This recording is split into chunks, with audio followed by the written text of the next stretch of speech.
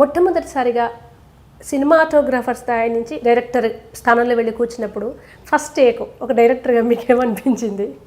I didn't feel, ఎందుకంటే అండి ఇది టోటల్గా కొత్త స్క్రిప్ట్ కాదు ఇది. ఓకే. ఒక ఆయన ఆల్రెడీ ఆ సినిమాని తమిళ్లో చేసున్నారు. దాన్ని మన తెలుగుదనంతో చేయటం అనేది అదొక్క చిన్న ఇది తప్పితే అండి అది టోటల్గా ఇట్ ఈస్ మై బేబీ అని చెప్పుకోలేను.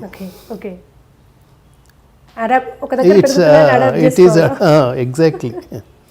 తర్వాత దర్శకత్వం వైపు వెళ్ళారు, మళ్ళీ ప్రొడ్యూసింగ్ వైపు వచ్చారు. దుర్గా ఆర్ట్స్ అనే ప్రొడక్షన్స్ని స్టార్ట్ చేశారు నారాయణతో కలిసి. ఇవన్నీ అంటే సినిమా రంగంలోని డిఫరెంట్ క్రాఫ్ట్స్ని ఎందుకు టచ్ చేశారు?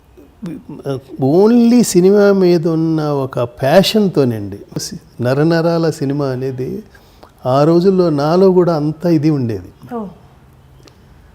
ఆ ప్యాషన్తోనే ఈ ఫిలిం ప్రొడక్షన్లో కూడా ఇప్పుడు యాక్చువల్గా జంజాల్ గారు ఒక కథ చెప్తే, ఒక శిల్పి అనే కథ చెప్పారు నాకు. అది అద్భుతంగా నచ్చింది నాకు.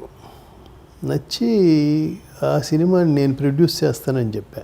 డైరెక్షన్, సినిమాటోగ్రఫీ అంటే సేఫ్ జోను, నిర్మాత అంటే చేయి కాల్చుకోవడమే. అదే అండి, అదే అందుకనే.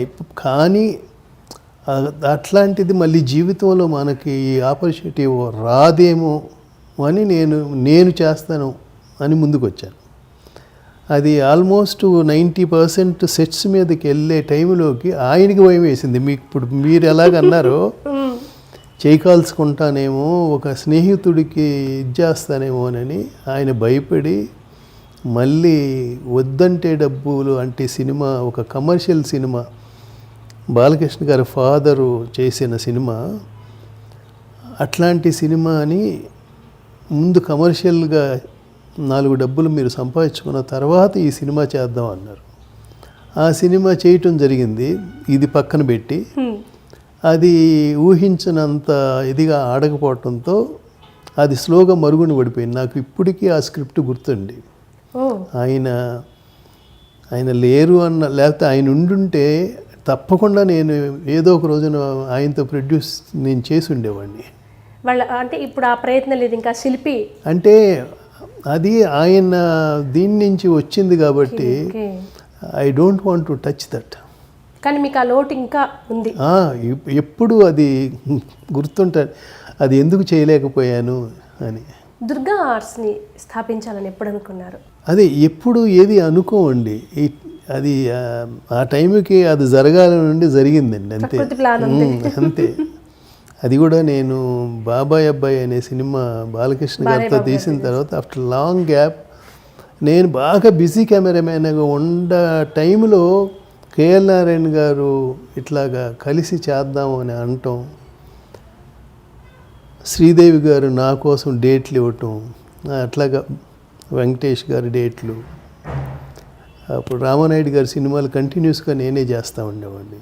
అడగగానే రామానాయుడు గారు వెంకటేష్ గారు డేట్లు ఇవ్వటం. ఆ రోజుల్లో పెద్ద హీరోయిన్ పెద్ద హీరో డేట్లు ఇవ్వటం అనేది ఒక టెక్నీషియన్కి ఇంకా కదా, అది జరిగింది. ఇక అట్లా కంటిన్యూ అయ్యాం అనమాట. మీరు నాగిరెడ్డి గారి, చక్రపాణి గారికి ఎంత మంచి స్నేహితులని పేరుందో, నారాయణ గారికి మీకు అంతే పేరు వచ్చింది. అంత సాన్నిహిత్యం, అంత ఫ్రెండ్షిప్ ఎలా సాధ్యం? ఎక్కడ పరిచయం అయింది మీ ఇద్దరికి ఫస్ట్? ఇక్కడ అన్నపూర్ణ స్టూడియోస్లో నేను ఎక్కువ సినిమాలు షూటింగ్లు చేస్తూ ఉన్న టైంగా వాళ్ళ ఓన్ బ్యానర్ సినిమాలు కూడా చేస్తూ ఉండేవాడిని కదా. అప్పుడు అక్కినేని వెంకట్ గారు, కేఎల్ నారాయణ గారు, మన శాంతి థియేటర్ ఓనర్ పిచ్చేశ్వరరావు గారు, ఇట్లాగా ఒక 7-8 మంది ఫ్రెండ్స్, ఈవెన్ రామ్ గోపాల్ వారు మా కజిన్, అందరం షటిల్ బ్యాడ్మింటన్ ఆడుతా అలాగా ఎవరన్నా ఓడిపోయిన వాళ్ళు ఒకరోజు వాళ్ళని తీసుకెళ్ళి పార్టీ ఇవ్వటం, ఇట్లాంటి సాన్నిహిత్యంతో కేఎల్ నారాయణ గారు బాగా దగ్గర అవ్వటం.